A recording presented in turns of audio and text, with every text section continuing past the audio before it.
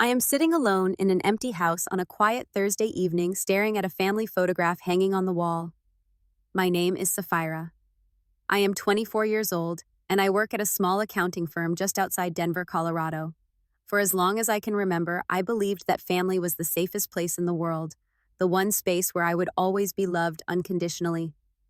But that belief shattered the day I discovered that in my parents' eyes, I was nothing more than a faint shadow standing beside my younger brother.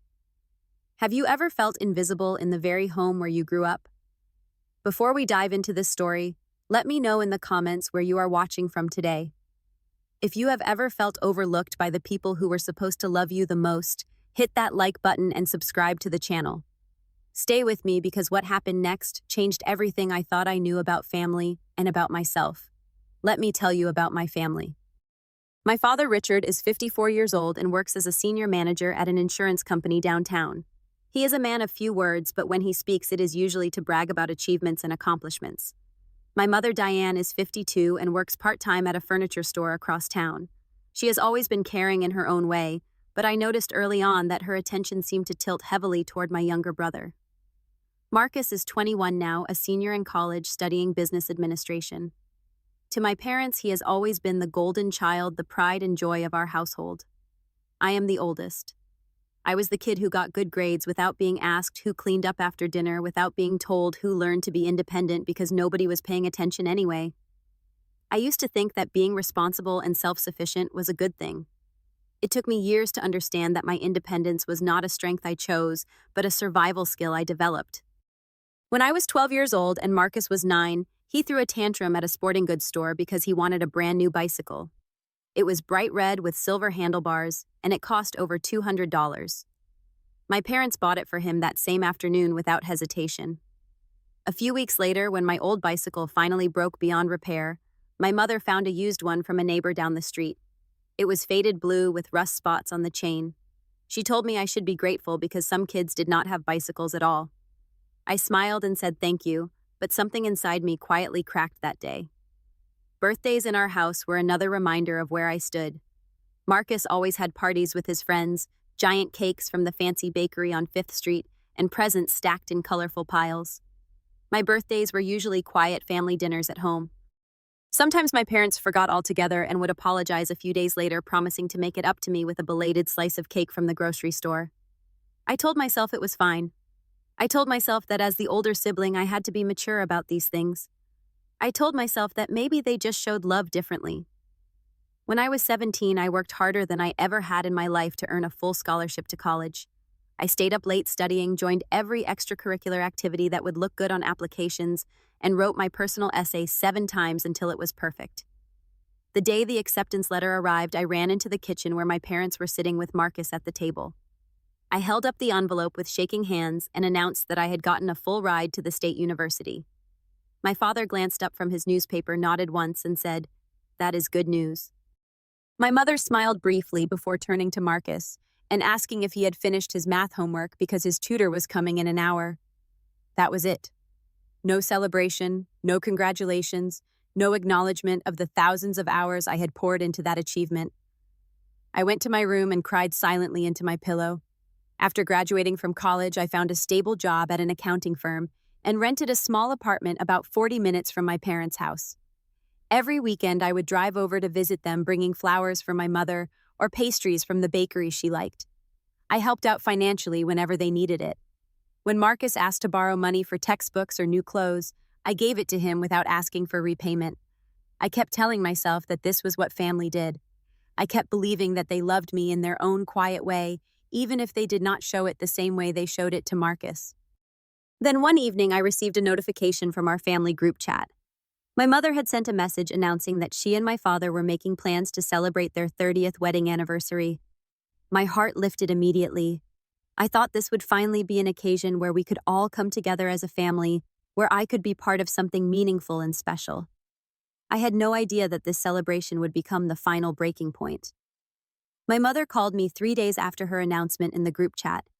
Her voice was bright and excited in a way I had not heard in years. She talked rapidly about how she and my father had been dreaming of this anniversary trip for a long time, how they deserved something special after 3 decades of marriage. I listened with genuine happiness, already mentally planning how much time I would need to request off from work. I suggested we could have a nice dinner at Martinelli, the Italian restaurant where we used to go for special occasions when I was a child. I offered to make the reservation and even pay for part of the meal. There was a pause on the other end of the line long enough that I pulled the phone away from my ear to check if the call had dropped. "Your father and I have already made other plans," my mother finally said. Her voice had shifted, becoming careful and measured. "We have decided to go to Hawaii for 2 weeks." My heart swelled with excitement. Hawaii sounded wonderful, far better than a dinner at a local restaurant. I immediately started calculating my vacation days, wondering if I had enough saved up to cover 2 weeks away from the office. "When do we leave?" I asked eagerly. "I will need to put in my time off request as soon as possible so my manager can approve it." Another silence. This one stretched even longer than the first. I could hear my father murmuring something in the background, his voice too low for me to make out the words. "Sweetheart," my mother said slowly, "this trip is just going to be the 3 of us. Your father, me, and Marcus." The words did not register at first. I asked her to repeat what she had said, convinced I had misheard. She said it again, more firmly this time. The trip was for 3 people only. 3 plane tickets had been purchased. 3 spots at the resort had been booked. There was no room for me. "I do not understand," I managed to say. "Why is Marcus going, but not me?" My mother launched into an explanation that felt rehearsed, as if she had been practicing it before the call. "Marcus was about to graduate from college," she said. "This trip was partly a reward for his hard work in school. It made sense to combine his graduation celebration with their anniversary trip. 2 birds with 1 stone." My father chimed in from somewhere nearby, his voice carrying that dismissive tone I knew so well. "Besides," he said, "you have your job to worry about. I am sure it would be difficult for you to take 2 weeks off on such short notice." I told them I could absolutely make it work. I had accumulated plenty of vacation days over the past 2 years. My manager was understanding about family matters. All I needed was a little advance notice and I could arrange everything. My mother sighed, a sound that carried more annoyance than sympathy. "The bookings are already finalized," she said. "Everything has been paid for. There is no way to add another person at this point." Before I could respond, Marcus' voice cut through the conversation. He must have been sitting right there with them, listening to the whole exchange. "Come on, sis," he said with a casual lightness that made my stomach turn. "We will do a trip together some other time. I just really want some quality time with Mom and Dad right now. You know, I did not know. I did not understand at all. But I heard myself saying that it was fine, that I hoped they would have a wonderful time, that I would see them when they got back." After I hung up the phone, I sat motionless on my couch for what felt like hours. The sun set outside my window, and I did not move to turn on any lights. I just sat there in the growing darkness, replaying the conversation over and over in my mind. 2 days later, they left for Hawaii. I did not receive a phone call or a visit before their departure. The only acknowledgement I got was a text message from my mother sent at 6 in the morning. "We are boarding the plane now," it read. "Take care of yourself while we are gone. No goodbye, no, I love you, no wish you could be here. Just a dismissive instruction to take care of myself, as if I were a houseplant they were leaving behind." Over the following 2 weeks, I watched my mother's social media feed fill up with photographs from their trip. The 3 of them smiling on the beach at sunset. The 3 of them at a luau with flower leaves around their necks. The 3 of them at a fancy restaurant raising glasses of wine and a toast. Every single caption drove the knife a little deeper. "Family vacation with my 2 favorite people," one post read. Another said, "Making memories that will last a lifetime with the ones I love most." The ones she loved most. Not the ones she loved. The ones she loved most. And I was not among them. Friends and relatives flooded the comments with congratulations and heart emojis. Then I saw it. My Aunt Clara, my mother's younger sister, had written a comment asking where I was. My mother had replied within minutes. "Sapphira could not make it because of work commitments. She is very busy with her career right now." I read that response at least 10 times. My mother had lied. She had told the entire world that I chose not to come, that my job was more important to me than my own family. She had rewritten the story to make herself look like a loving parent instead of someone who deliberately excluded her own daughter. That was the moment something inside me finally broke completely, and that was the moment I decided I was done waiting to matter. For the first several days after discovering my mother's lie on social media, I did nothing but think. I went to work, completed my tasks, came home, and sat in silence. I was not ready to make any decisions while my emotions were running so hot. I needed to be certain that whatever I did next came from clarity, not just from pain. I started writing things down in a notebook. Every birthday that had been forgotten or minimized, every achievement that had been dismissed, every time I had been told to be understanding while Marcus got whatever he wanted. Every occasion when I had been treated like an afterthought in my own family. The list grew longer than I expected. Page after page filled up with small hurts that had accumulated over 24 years. Seeing them all written out in my own handwriting made the pattern undeniable. I had spent my entire life trying to earn my place in this family. I had been the responsible one, the reliable one, the one who never caused trouble or asked for too much. And none of it had mattered. No matter how hard I worked or how much I sacrificed, I would always be second to Marcus. Not because of anything I had done wrong, but simply because that was the role my parents had assigned me from the beginning. So I made a decision. I was going to stop waiting for my parents to see my value. I was going to stop performing for approval that would never come. I was going to build a life where I mattered, even if I had to build it entirely on my own. I started searching for jobs in other cities. Seattle had always appealed to me. It was far enough from Denver that I could not be easily pulled back into old patterns, but it was still on the West Coast where I had always imagined myself living. Within a few days of searching, I found a listing for a senior accountant position at a large firm downtown. The salary was 40% higher than what I was currently making. I updated my resume that night and submitted my application before I could talk myself out of it. The response came faster than I anticipated. Within 3 days, I had a video interview scheduled. I took the call from my apartment on a Tuesday afternoon wearing my best blazer and trying to project confidence I did not entirely feel. The hiring manager was a man named Derek, who asked thoughtful questions and actually listened to my answers. By the end of the hour, he told me he was impressed and that I would hear from them soon. 4 days later, I received an official offer letter in my email. I did not tell anyone in my family. I gave notice at my current job, citing personal reasons for my departure. My manager was sorry to see me go, but understood that sometimes people needed fresh starts.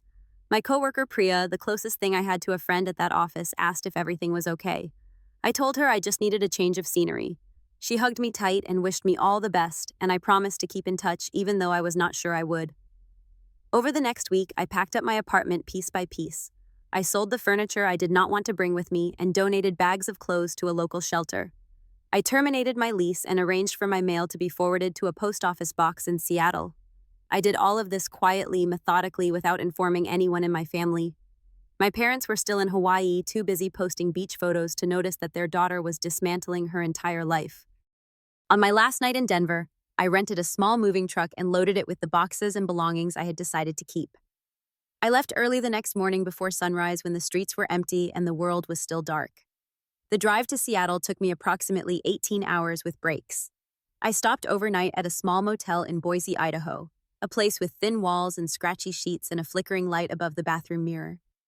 I lay in that unfamiliar bed and cried harder than I had cried in years. But they were not entirely sad tears. Mixed in with the grief was something that felt like relief, like a weight being lifted from my chest. I was finally doing something for myself. I was finally choosing my own path.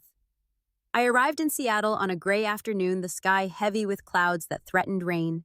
I found my new apartment, a small studio near Pike Place Market, with a view of the water if I leaned out my window at just the right angle. It was not much, but it was mine. I unpacked my boxes slowly over the following days, arranging my few possessions in this new space that held no memories of my family. My first day at the new job was terrifying and exhilarating in equal measure. Derek, my new boss, introduced me to the team with genuine warmth. My coworkers seemed friendly and professional. A woman named Jenna, who sat at the desk beside mine, invited me to lunch on my second day, and by the end of that week we were meeting for coffee every morning before work. She had a sharp sense of humor and a kind heart, and she never made me feel like I had to prove myself worthy of her friendship. I changed my phone number and did not give the new one to anyone in my family. I adjusted my social media privacy settings so that none of them could find me or see my posts. For the first time in my adult life, I was truly on my own. And instead of feeling lonely, I felt free. My parents and Marcus returned from Hawaii 3 weeks after I left Denver. I know this because of what happened next, though I was not there to witness it myself. According to what I learned later, my mother tried to call me the day after they landed. When my old number did not connect, she assumed there was a technical problem and tried again several times throughout the day. When she still could not reach me, she drove to my apartment building only to find a stranger answering my door. The new tenant told her that the previous occupant had moved out weeks ago and left no forwarding address. My mother called my old workplace next. The receptionist politely informed her that I was no longer employed there and that she could not provide any additional information about former employees. My father tried reaching out to some of my college friends through social media, but none of them knew where I had gone. Marcus sent messages to everyone he could think of, but I had been careful. The people who knew my new location were people my family had never met. The panic set in quickly. My mother apparently cried for days, convinced that something terrible had happened to me. My father alternated between anger and worry, demanding answers that nobody could provide. They filed a missing persons report, but the police quickly determined that I was not actually missing. I was an adult who had voluntarily relocated without informing my family. There was no crime, no foul play, nothing for them to investigate. The person who finally reached me was my Aunt Clara. She had kept my old email address from years ago, from when I used to send her photos of my apartment and updates about my job. She sent me a message with a subject line that simply said, "Please let me know you are okay." I debated whether to respond for almost a full day. Aunt Clara had always been different from the rest of my family. She was the one who remembered my birthdays, who sent cards with handwritten notes inside, who asked about my life and actually listened to my answers. She was also the one who had publicly questioned my absence from the Hawaii trip. I decided she deserved a response. I wrote back and told her that I was safe and healthy, that I had moved to a new city for a job opportunity, and that I had chosen not to inform my parents because I needed distance from the way they had been treating me. I explained briefly and without excessive detail the pattern of neglect and favoritism that had defined my childhood and continued into my adult life. I told her that I did not expect her to take my side against her own sister, but that I hoped she could understand my decision. Her reply came within hours. She said she understood more than I might realize. She had watched the way my parents treated me differently from Marcus for years, and it had bothered her even when she did not feel it was her place to say anything. She apologized for not speaking up sooner. She asked if I would be willing to talk to my parents, not for their sake, but for my own, so that I could say what needed to be said and find some closure. I thought about her suggestion for an entire week. Part of me wanted to maintain the clean break I had created, to simply move forward without ever looking back. But another part of me knew that I was carrying words inside me that had been waiting decades to be spoken. If I never said them, they would stay trapped in my chest forever, weighing me down no matter how far I ran. I told Aunt Clara that I would agree to one video call with my parents and Marcus, but it would happen on my terms at a time of my choosing, and I would end the conversation the moment I felt it was no longer productive. She agreed to relay the message. The call happened on a Sunday afternoon 1 week later. I sat at my small kitchen table with my laptop open in front of me. When the connection established and their faces appeared on my screen, I felt my heart rate spike, but I kept my expression calm. My mother looked like she had aged 5 years since I had last seen her. Her eyes were red and puffy. My father sat rigid beside her, his jaw tight. Marcus hovered in the background, looking uncomfortable and uncertain. My mother spoke first. She asked why I had left without saying anything, why I had disappeared and let them believe the worst. Her voice cracked as she spoke, and I could see tears streaming down her face. I took a deep breath before responding. I told her that I had spent my entire life waiting to be included, waiting to be valued, waiting to feel like I belonged in my own family. I told her that being excluded from their anniversary trip was not a single isolated incident, but the culmination of 24 years of being treated as less important than my brother. I recounted specific memories, not with anger, but with the calm clarity of someone who had finally processed their pain. The bicycle, the birthdays, the scholarship announcement, the countless small moments that had added up to one overwhelming message.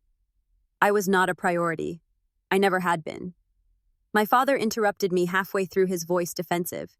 He said I was being overdramatic, that I was twisting normal family dynamics into something sinister. I did not argue with him. I simply said that I was not asking him to agree with my perspective. I was only asking him to hear it. When I finished speaking, there was a long silence.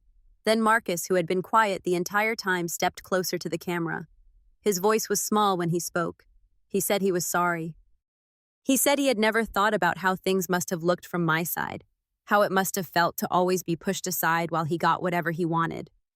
He said he did not blame me for leaving. I thanked him for saying that. I told him I did not hold anything against him personally. He was a child when most of this started, and children do not choose how their parents distribute love and attention. But I also told him that I needed time and space before I could consider rebuilding any kind of relationship. I ended the call with these words. I said that I loved them because despite everything I did, but I loved myself more. And for too long, I had neglected my own needs while waiting for them to notice me. I told them that when they were ready to have a real relationship with me, one where I was seen and valued and included, they could reach out.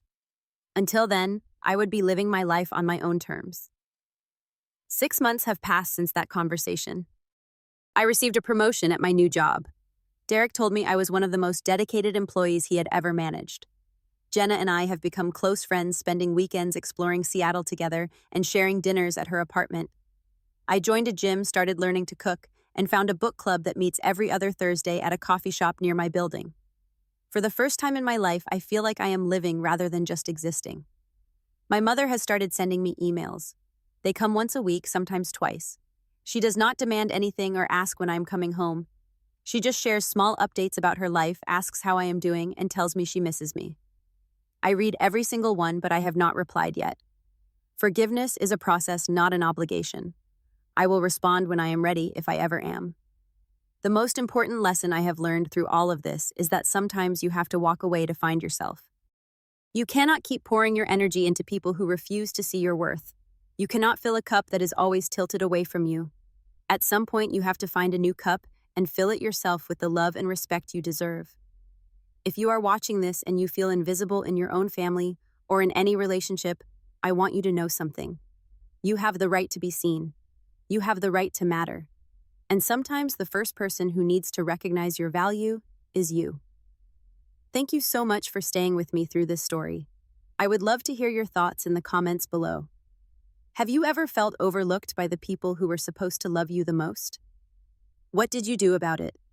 Share your experiences because your story might help someone else who is going through the same thing.